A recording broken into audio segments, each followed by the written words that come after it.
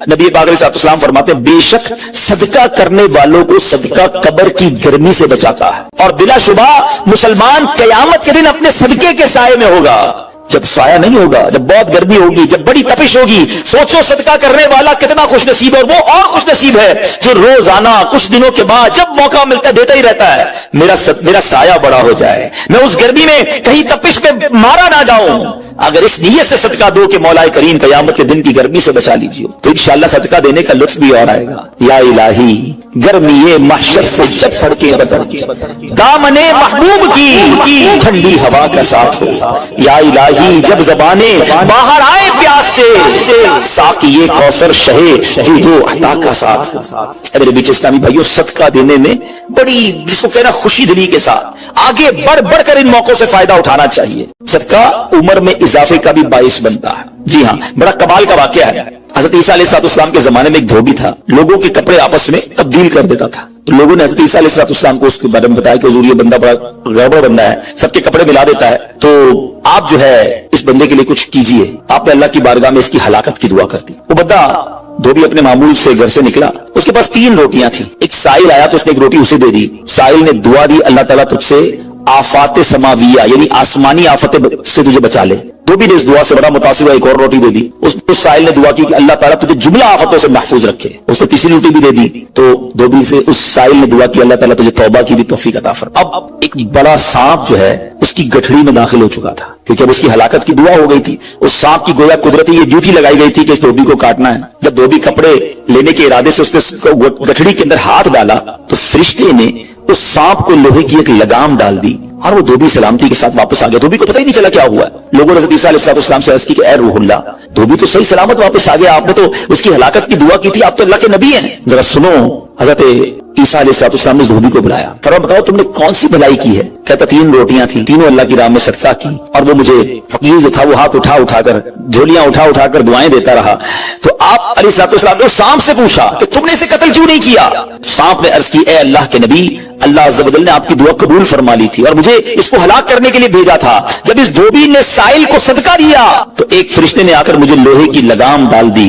जब लोगों ने बात सुनी, धोबी ने यह बात सुनी, उसे बड़ा ताज्जुब हुआ कि इतना गुनाहगार, मैं लोगों को इतनी तकलीफ पहुंचाने वाला, सिर्फ एक नेकी की और मुझे आफत से बचा लिया गया। उस धोबी ने तौबा कर ली, क्योंकि उस साइल ने तौबा की भी दुआ की थी। तो पता ये चला आफतों से बचना चाहते हैं, मुसीबतों से बचना चाहते हैं। आजकल तो कोरोना वायरस का जमाना है, बलाओं का जमाना है। अरे इसमें तो ज्यादा सदका देना चाहिए, अपने नाम का भी, बच्चों के नाम का भी, फैमिली के हर फर्द के नाम पर सदका निकालते रहे कि या अल्लाह सदके की बरकत से इन बलाओं इन वबाओं से बचाना। अरे वबाओं से, बलाओं से, आने वाली मुसीबतों से सदका कैसे बचाता है कि सुनिए, एक शख्स सैयदना अबू हुरैरा रज़ियल्लाहु तआला अन्हु की बारगाह में हाजिर हुआ। कहने लगा हुजूर मेरा बेटा समुद्री सफर पर गया है, आप उसके लिए दुआ फरमाएं। आप रज़ियल्लाहु तआला अन्हु ने फरमाया उसकी तरफ से सदका दो, सफर पर जाया करो ना, सदका दे के जाया करो। बेटा या फैमिली का कोई फर्द सफर पर है, सदका दो के खैर से वापस आ जाए। सैयदना अबू हुरैरा रज़ियल्लाहु तआला अन्हु ने फरमाया समुद्री सफर पर है, उसके लिए सदका दो। उस वक्त समुद्र में मौजें उठ रही थी। यहाँ बाप और हजरत अबू हुरैरा रज़ियल्लाहु तआला अन्हु में गुफ्तगू हो रही है,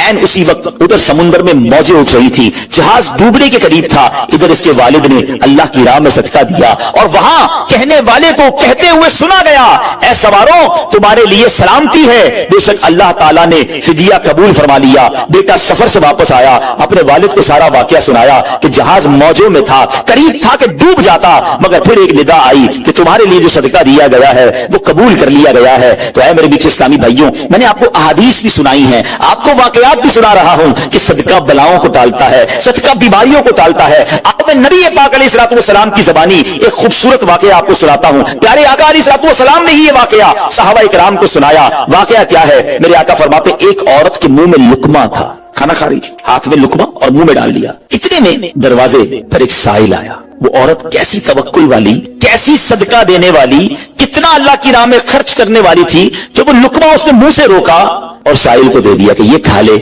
मैं भूखी ठीक हूं, ये बेचारा गरीब है, दे दिया उसे। छोटी सी बात थी। एक लुकमा क्या होता है? कुछ लोग ही कहते हैं पैसे ही थोड़े जेब में, 5, 10, 15 रुपए, 50 रुपए, 100 रुपए के सदके से क्या होगा, मैं तो खुद गरीब हूं। सुनो, एक ही लुकमा था ना, देग नहीं थी बिरयानी की, एक लुकमा था। और ये वाकया सरवरे कायनात अलैहिस्सलाम अपने सहाबा को सुना रहे हैं। फरमाया वो लुकमा उस औरत ने रोका और फकीर को दे दिया। اب اس عورت کے کچھ عرصے بعد بچے کی ولادت ہوئی. بچہ تھوڑا سا بڑا ہوا, باہر ماں کے ساتھ چلنے لگا, گھومنے پھرنے لگا, تو باہر گیا تو ایک بھیڑیا آیا, اور بھیڑیا آ کر اس کے بچے کو اس نے منہ سے پکڑا اور بھاگ. ماں پیچھے بھاگ رہی, میرا بیٹا میرا بچہ, اور بھیڑیا آگے بھاگ رہا ہے. اللہ اکبر. اللہ تبارک و تعالی نے ایک فرشتے کو حکم دیا کہ بھیڑیے کے پیچھے جاؤ, اس کے منہ سے بچہ چھین کر لاؤ اور اس کی ماں کے حوالے کر دو, اور ماں کو کہہ دینا اللہ عز و جل نے تم پر سلام بھیجا ہے اور فرمایا ہے کہ یہ لقمے کے بدلے لقمہ ہے. بات آئی سمجھ میں؟ اپنا لقمہ جو تم نے میری راہ میں دیا تھا, بھیڑیا کے لقمے سے تمہارے بیٹے کو بچایا ہے تمہارے رب نے. اللہ نے سلام بھیجا ہے. اے میرے میٹھے اسلامی بھائیو, یہ حدیث بتا رہی ہے کہ گناہ نیکی جو تھوڑی سی بھی ہو نا, وہ ضائع نہیں کی جاتی, وہ اللہ کے یہاں محفوظ ہے. جمعے کے خطبے میں ایک حدیث سنتے ہیں, البر لا یبلا والذنب لا ینسا والدیان لا یموت. سن لو, نیکی پرانی نہیں ہوتی, گناہ بھلایا نہیں جاتا, اور فیصلہ کرنے والا جو رب عز و جل ہے اسے موت نہیں آتی ہے. اب ہمیں سوچنا ہے کہ ہم نیکی کر بھی رہے ہیں کہ نہیں, کہ گناہ کر کر کے اپنے اکاؤنٹ کو بھری جا رہے ہیں. یہ چھوٹے چھوٹے صدقے جب جب موقع ملے نا, ماشاءاللہ ہم جمعہ پڑھنے جاتے ہیں, کل بھی جائیں گے مسجدوں میں, ہم نے دیکھا ہوگا مسجد کا ڈبہ آتا ہے سامنے, کچھ نہ کچھ ڈال دیا کرو اس نیت کے ساتھ, یار تھوڑے اور جمع کرا دو اپنی آخرت میں, تھوڑے اور اپنے پیسے جمع کرا, تھوڑے اور آگے چلے جائیں. اور یہ میں ایسے ہی خود نہیں کہہ رہا, سبحان اللہ. میں آپ کو بڑی خوبصورت 2-3 حدیثیں سناتا ہوں. پہلے تو یہ سمجھیے کہ آج کل دنیا میں اور آپ یہ چاہتے ہیں کہ ہمارے جو پیسے ہیں نا سیکیور رہیں. آج کل بڑا عجیب معاملہ, اچانک آگ لگ جاتی ہے, کسی کے پیسے چوری ہو جاتے ہیں, لوگ پریشان رہتے ہیں, سیکیورٹی مل جائے. ٹھیک ہے, تو میں آپ کو حدیث سنانے جا رہا ہوں. نبی پاک علیہ الصلوۃ والسلام فرماتے ہیں, اللہ کے حبیب علیہ الصلوۃ والسلام فرماتے ہیں کہ رب عز و جل فرماتا ہے, یعنی یہ حدیث قدسی ہے. اللہ فرماتا ہے, اے ابن آدم, اپنے خزانے میں سے میرے پاس کچھ جمع کر دے, اپنے پیسوں میں سے کچھ پیسے میرے پاس جمع کر دے. میں حدیث کا خلاصہ عرض کر رہا ہوں. نہ جلے گا, نہ ڈوبے گا, نہ چوری کیا جائے گا. سنو کیسی سیکیورٹی ہے. انشورنس آج کل لوگ کراتے ہیں جس میں بعض اوقات حرام انشورنس ہوتی ہے. میں آپ کو سبحان اللہ ایک ایسی گارنٹیڈ مدنی انشورنس بتا رہا ہوں کہ رب فرما رہا ہے, اللہ فرما رہا ہے, اپنا مال میرے پاس جمع کرا دے, نہ جلے گا, نہ ڈوبے گا, نہ چوری ہوگا. اور اللہ فرماتا ہے, میں اس وقت تجھے پورا بدلہ دوں گا جب تو اس کا زیادہ ضرورت مند ہوگا. کون سا وقت ہوگا وہ؟ قیامت کا دن, جب بچہ ماں کے پاس جائے گا نا, ماں ایک نیکی دے دے, ماں پھنس گیا ہوں, ایک نیکی چاہیے. ماں اس ایک نیکی میں بھی بیٹے کی مدد نہیں کرے گی. ماں جائے گی اولاد کے پاس کہ بیٹا میرے گناہ لے لو, اولاد کہے گا ماں سے کہ نہیں میں تمہاری مدد نہیں کر سکتا. باپ بیٹے کی ہیلپ نہیں کرے گا. ایسا حال, مگر کون حامی ہوگا؟ اللہ اکبر. میرے اعلیٰ حضرت سے پوچھو, فرماتے ہیں رضا ان کے سوا رضا کوئی حامی نہیں جہاں. کہاں قیامت کے دن کیا ہوگا؟ ان کے سوا رضا کوئی حامی نہیں جہاں. گزرا کرے پسر پہ پدر کو خبر نہ ہو, بیٹے پہ گزرے گی باپ بھی جواب نہیں دے گا. ذرا تصور کریں, امیجن کریں, قیامت کا دن ہوگا, کسی کا نامہ اعمال تولا جا رہا ہو اور ایک نیکی کی وجہ سے وہ پھنس جائے. گناہ ایک زیادہ ہے, پلڑا بالکل ایک نیکی کی وجہ سے نیچے ہے. کتنا یاد آئے گا کہ کاش تھوڑا اور صدقہ کر دیتا, کاش 2 رکعت نفل پڑھ لیتا. نفل چھوڑ دیتے ہو نا, نفل ہی ہے نا, درود نہیں پڑھتے, ذکر الہی نہیں کرتے, چھوٹی چھوٹی نیکی سمجھ کر چھوڑتے ہو. اگر یہ چھوڑتے وقت خیال آئے نا کہ کہیں ایسا نہ ہو کہ وہی ایک نیکی کم پڑ گئی اور میں اللہ نہ کرے جہنم میں نہ ڈال دیا جاؤں. فَأَمَّا مَنْ ثَقُلَتْ مَوَازِينُهُ, جس کی تولے بھاری ہو گئی, قرآن کہتا ہے فَهُوَ فِي عِيشَةٍ رَاضِيَةٍ, وہ من مادے چین میں, عیش میں ہوگا. اور جس کی تولے ہلکی پڑ گئی, وَأَمَّا مَنْ خَفَّتْ مَوَازِينُهُ فَأُمُّهُ هَاوِيَةٌ وَمَا أَدْرَاكَ مَا هِيَ نَارٌ حَامِيَةٌ, جس کی تولے ہلکی پڑ گئی, وہ نیچا دکھانے والی گود میں ہے. اور وہ کیا ہے, تم نے کیا جانا؟ شولے مارتی بھڑکتی ہوئی آگ, یعنی جہنم میں ڈالا جائے گا اگر تولے ہلکی پڑ گئی. تو اگر اپنی اس اسکیل کو بھاری کرنا چاہتے ہو تو اللہ فرما رہا ہے اس وقت میں لوٹاؤں گا جب تم زیادہ ضرورت مند ہوگے, جب تمہیں زیادہ ضرورت ہوگی. یہ سیکیورٹی ہے. اچھا پھر کچھ لوگ بڑے عجیب ہیں, وہ کہتے ہیں یار پیسے تو ہم نے خرچ کر دیے, رمضان میں دی نا, زکات بھی پوری دے دی, بڑا کاؤنٹ کر کے چلتے ہیں, بس پورے ہو گئے بھائی, اب اگلے سال آنا. وہ اللہ کے بندو, جب رب تمہیں روز دے رہا ہے, عطائیں دیے جا رہا ہے, اور تم کیلکولیٹ کر کے لاک کر دیتے ہو صدقے کو. ایسا نہ کرو. میں آپ کو ایک اور حدیث سناتا ہوں. اللہ کے حبیب صلی اللہ تعالی علیہ وسلم فرماتے ہیں, پیارے آقا نے فرمایا مال کو روک کر نہ رکھو, روک کر نہ رکھو, کہیں یہ نہ ہو کہ تم سے بھی روک لیا جائے. ہاں ہمارے لیے تو نہیں روکا جا رہا نا. مثال کے طور پہ دکاندار بیٹھے ہوں گے یا بزنس کمیونٹی کے لوگ بیٹھے ہوں گے, آپ کا مثال کے طور پر مہینے کا 1 لاکھ روپے کا خرچہ ہے. کبھی کبھی ایسا بھی ہوتا ہے پہلے 2-3 دنوں میں لاکھ روپے ہو جاتے ہیں پورے, تو کیا تالا لگاتے ہو کہ چلو بھائی پورے مہینے کا ہو گیا, 27 دن بعد آئیں گے؟ نہیں, آنے تو جتنا آ رہا ہے. ہم آنے والی سائڈ تو نہیں روک رہے, ہاں خرچ اللہ کی راہ میں کرنے والی روک لیتے ہیں. جب وہ دینے میں نہیں روک رہا تو تم اللہ کی راہ میں خرچ کرنے میں نہ روکو. میں حدیث سنا رہا ہوں کہ روک روک کر خرچ نہ کرو, روک روک کر نہ رکھو, کہیں یہ نہ ہو کہ تم سے بھی روک لیا جائے. ایک دوسری روایت میں کہ نبی پاک علیہ الصلوۃ والسلام نے فرمایا خرچ کرو, گن گن کر نہ رکھو, کہیں یہ نہ ہو کہ اللہ بھی تمہیں گن گن کر نہ دے, کہیں یہ نہ ہو کہ اللہ بھی تمہیں گن گن کر دے. اور بچا بچا کر نہ رکھو, کہیں ایسا نہ ہو کہ اللہ بھی تم سے بچا بچا کر رکھنے لگے. ادھر سے رک گیا نا, عطائیں رک گئی تو کہاں جائیں گے آپ دیکھیں. اچھا آج کے دور میں تھوڑا سا آپ سروے کر لیں, جتنے لوگ آپ کو صدقہ خیرات چیریٹی کرنے والے, کھانا کھلانے والے آپ کو جو لوگ ملیں گے نا, آپ دیکھیں ان کا سرمایہ بڑھ ہی رہا ہوتا ہے, ان کا مال میں اضافہ ہی ہو رہا ہوتا ہے, کیونکہ اللہ پاک انہیں دنیا میں بھی نواز رہا ہوتا ہے. تو میرے پیچھے اسلامی بھائیوں, پھر کتنی چیزیں آپ دیکھیں کہ بچ رہی ہیں, بلاؤں سے بچ رہے ہیں, آفتوں سے بچ رہے ہیں, رزق میں اضافہ, بری موت سے بچاؤ, قیامت کے دن اپنے صدقے کے سائے میں بندہ رہے, دنیا میں مال میں اضافہ, یعنی بینیفٹ ہی بینیفٹ ہے, فائدہ ہی فائدہ ہے اللہ کی راہ میں خرچ کرنا. اور سچی بات یہ ہے کہ یہ بریلینٹ کمال کی انویسٹمنٹ ہے کہ جو آپ کو ملے گی. اچھا دنیا میں لوگ معاذ اللہ ثم معاذ اللہ سود پر پیسے دیتے ہیں, حرام جہنم میں لے جانے والے کا پیسے دیتے ہیں اور وہ بڑھا کے دیتے ہیں, ہے نا, بینک میں رکھواتے ہیں, ادھر سے بڑھ جاتے ہیں. جہاں جہاں غیر شرعی کام ہے میں اس کی بات کر رہا ہوں, تو کبھی بھی ایسے منافع کی طرف نظر نہیں ہونی چاہیے, کیونکہ سود پر کام کرنے والا یہ اللہ سے جنگ کرتا ہے. اللہ مجھے آپ کو ہماری نسلوں کو حرام روزی سے بچائے, فقط حلال روزی عطا فرمائے. مگر آؤ میں آپ کو ایک ایسی انویسٹمنٹ بتا رہا ہوں جس میں اضافہ بھی ہوگا,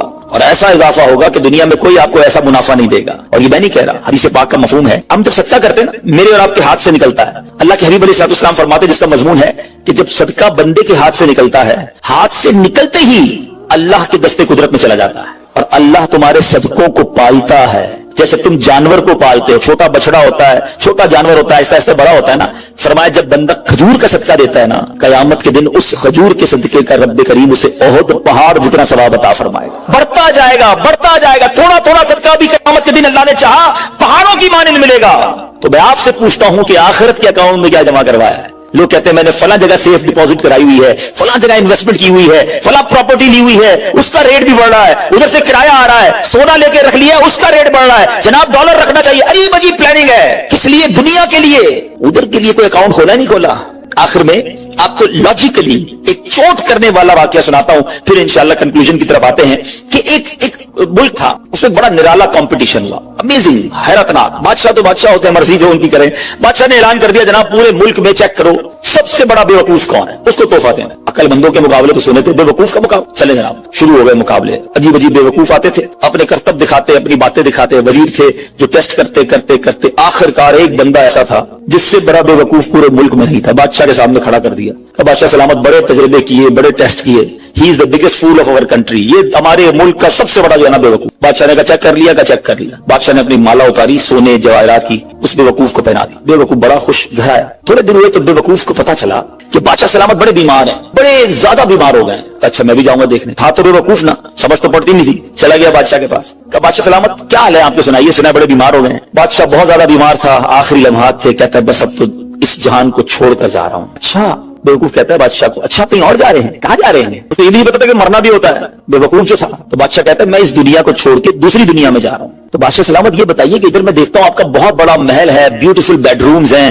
شاندار مکان ہے, جدھر جا رہے ادھر مکان بنا لیا آپ نے؟ بادشاہ کہتا ہے نہیں, ادھر تو میں نے جھوپڑی بھی نہیں بنائی ہے. بادشاہ سلامت میں دیکھتا ہوں آپ کے پاس بہت پیسے ہیں, بڑا مال ہے, آپ تو بانٹتے بھی سونا ہی ہیں, سونے کے جواہرات کے ڈھیر لگے ہوئے آپ کے پاس, جدھر جا رہے ادھر پیسے بھجوا دی نہیں بھجوائے؟ بادشاہ کہتا ہے میں نے تو وہاں بوٹی کوڑی بھی نہیں بھجوائی ہے. بادشاہ صاحب میں دیکھ رہا ہوں آپ کے آس پاس بڑے خادم خادمائیں, کنیز غلام ہیں, ہر طرف آپ کی خدمت گار ہیں, جدھر جا رہے ہیں ادھر کچھ غلام کنیز خادمہ بھجوائے نہیں بھجوائے؟ بادشاہ کہتا ہے ادھر تو کوئی خادم نہیں ہوگا. اس بے وقوف نے بڑی کمال کا کام کیا, اس نے وہ مالا اتاری اور بادشاہ کے گلے میں پہنا دی. کہا حضور پھر مجھ سے بڑے بے وقوف تو آپ ہوئے نا, آپ کو پتا ہے آپ کہیں اور جا رہے ہیں, آپ کو پتا ہے اس دنیا سے آپ کسی اور دنیا میں جا رہے ہیں, نہ گھر بنایا, نہ پیسے بھجوائے, نہ خادم بھجوائے, کرو گے کیا ادھر؟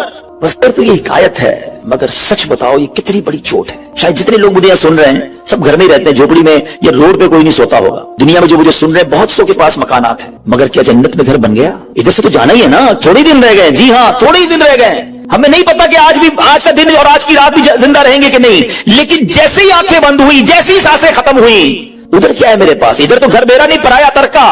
کیا کہتے جیسی میری اور آپ کی آنکھیں بند ہوں گی نا, حساب کتاب شروع ہو جائے گا. یہ بیٹے کو کتنا ملے گا, بیٹی کو کتنا ملے گا, بیوی کو کتنا, جناب رشتہ دار سارے حساب کتاب لے کے بیٹھ جائیں گے, میرا کچھ بھی نہیں بچنا.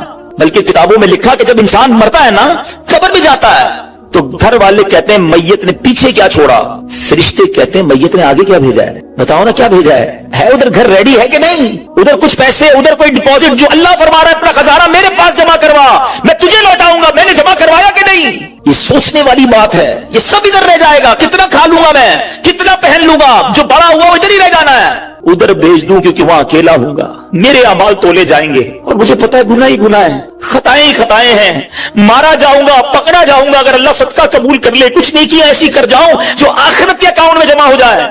اے میرے میٹھے اسلامی بھائیوں, خدا را آج یہ ذہن بنا لیجئے کہ جب بھی اللہ کی راہ میں خرچ کرنے کی باری آئے تو اس کو برڈن فیل نہ کرے, بوجھ فیل نہ کرے, سعادت فیل کرے, محسوس کرے کہ یا اللہ تیری مہربانی, پھر موقع دیا اپنے اکاؤنٹ میں جمع کرانے کا. دنیا میں ہم کسی کو کوئی پیسے دیں کہ بھئی یہ میرے 50,000 روپے ذرا رکھ لو, اور تھوڑے دنوں بعد میں اس کو کہوں یار وہ جو میرے 50,000 تھے اس میں سے 5,000 دے دو, یہ صاحب مجھے 5,000 واپس دے دیں, انہوں نے مجھ پر کوئی مہربانی کی نہیں نا, پیسے میں نے دیے, میرے ہی پیسے تھے, اور 50 پیسے میں نے 5 ہی مانگے ہیں. اچھا میں اس 5,000 پہ اس کو شاباش بھی دوں, تحفہ بھی دوں, خوش بھی ہو جاؤں, تو لوگ کہیں گے کمال ہے یار, اپنی پیسے تھوڑے سے لے کر پھر کس بات کی خوشی ہے, پھر کس بات کا انعام ہے.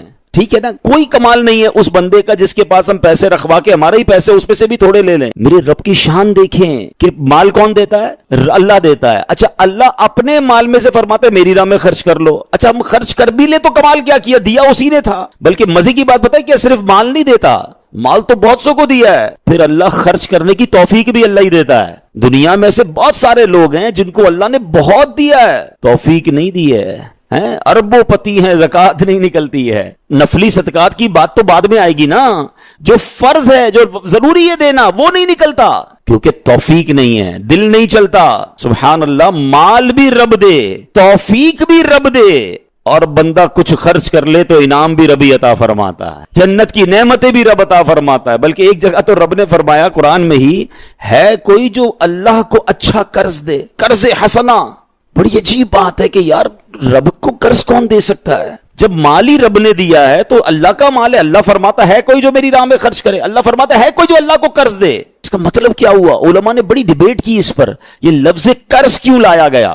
تو اس کے پیچھے علماء نے جو ریزن بیان کیا کہ دنیا میں جب آپ کسی کو تحفہ دیتے ہیں نا تو واپسی کی امید نہیں ہوتی اور رکھنی بھی نہیں چاہیے. تحفے کا مطلب تو آپ نے دے دیا نا, گفٹ ہے. کچھ لوگ تو تحفہ دے کر بھی امید رکھ رہے ہوتے ہیں, آج میں نے دیا دیکھو کل کیا دے گا. تحفہ بھی غرض کے ساتھ, تحفہ بھی کنڈیشن کے ساتھ. تحفہ کنڈیشن کے ساتھ نہیں ہوتا, گفٹ دیا تو دیا, اچھے دل سے دیا کرو. لیکن جب آپ قرض دیتے ہیں نا تو آپ کو پتا ہوتا ہے یہ واپس آنا, جبھی تو قرض ہے. آپ تو کنڈیشن بھی لگاتے ہیں, چیک بھی کرتے ہیں, کس کو دے رہا ہوں, واپس دے گا نہیں دے گا. اللہ اکبر. فرمایا جو رب نے قرآن میں فرمایا نا, ہے کوئی جو اللہ کو اچھا قرض دے اور اللہ اس کو پھر بڑھا کے لوٹائے گا. تو اس کا مطلب یہ ہے کہ دینے والا اللہ کی راہ میں یقین رکھے کہ جو میں دے رہا ہوں یہ مجھے ضرور واپس ملے گا, اور جتنا دیا اتنا نہیں ملے گا, اللہ اپنے کرم سے اس کو بڑھا کر واپس لوٹائے گا. کلمہ طیبہ کا ورد کرتے رہا کرو. ہاں یہ بھی ہم نہیں کرتے. پڑھے لا الہ الا اللہ محمد الرسول اللہ صلی اللہ تعالی وسلم. آپ کو پتہ ہے حدیث میں کیا فرمایا؟ افضل الذکر, سب سے افضل ذکر حدیث میں پتہ ہے کیا فرمایا؟ لا الہ الا اللہ. اس کو سب سے افضل ذکر کہا گیا. اب میں پوچھتا نہیں, ہاتھ نہیں اٹھاتا, اپنے دل سے پوچھ لو پورے ہفتے میں کتنی بار کلمہ پڑھا ہے. یار روز ایک تسبیح تو کلمے کی پڑھو. میں ایک بزرگ کا جملہ, اللہ پاک چلے نام بتاتا ہوں, جنت نصیب کرے, بڑے پیارے ہمارے اہل سنت کے عالم دین تھے, حمزہ علی قادری صاحب ہیں رحمت اللہ تعالی علیہ. ان کا ایک جملہ مجھے یاد رہ گیا. وہ بڑا پیارا جملہ کہا کرتے تھے, زبان کو کلمے کا عادی بناؤ, جس دن زبان بھاری ہو جائے گی اس دن بھی تمہاری زبان سے کلمہ جاری ہو جائے گا. آپ کو پتا ہے جب ہم مریں گے نا, سکرات کا جو وقت ہوتا ہے, زبان بھاری ہو جاتی ہے, جملے نہیں نکلتے. دیکھیں زبان کا عادی ہونے کے مطلب سمجھو.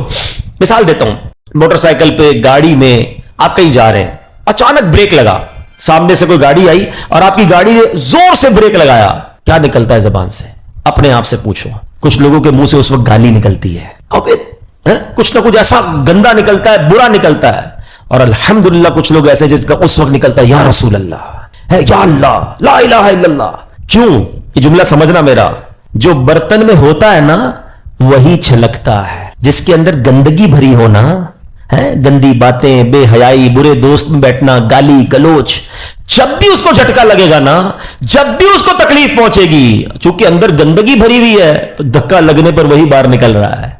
جس کے صبح و شام اللہ کے ذکر میں گزرتے ہوں، درود پاک میں گزرتے ہوں، کلمہ پاک میں گزرتے ہوں، اس کو جب بھی دھکا لگے گا اس کے منہ سے انشاءاللہ درود پاک ہی نکلے گا، کلمہ پاک ہی نکلے گا۔ اب آپ کی مرضی ہے برتن میں کیا بھرنا ہے، کیسے دوستوں میں بیٹھنا ہے، کیسی گیدرنگ میں بیٹھنا ہے، اور بھرنا کیا ہے اپنے اندر۔ اپنے برتن کو اچھا بھرو، روز کلمہ پڑھتے رہا کریں۔ ایمان کی حفاظت کا ایک ذریعہ یہ بھی ہے کہ بندہ کلمہ پاک کا ورد کرتا رہے، تاکہ جب میری زبان بھاری ہو، سکرات کا عالم ہو، تو زبان سے کلمہ جاری ہو جائے۔ اللہ سے دعا کرتا ہوں مولا مرتے وقت ہمیں کلمہ نصیب کرنا، گالی دیتے ہوئے، بری بات کرتے ہوئے، حرام دیکھتے ہوئے، حرام سنتے ہوئے میں موت نہ آئے۔ ہاں، جو فلمیں ڈرامے دیکھتے ہیں جن کی گاڑی میں بھی میوزک چل رہا ہوتا ہے، سوچو یار اپنے گاڑی کے ایکسیڈنٹ ہوتے ہوئے دیکھا، لوگوں کو مرتے ہوئے دیکھا، تمہیں شرم نہیں آ رہی؟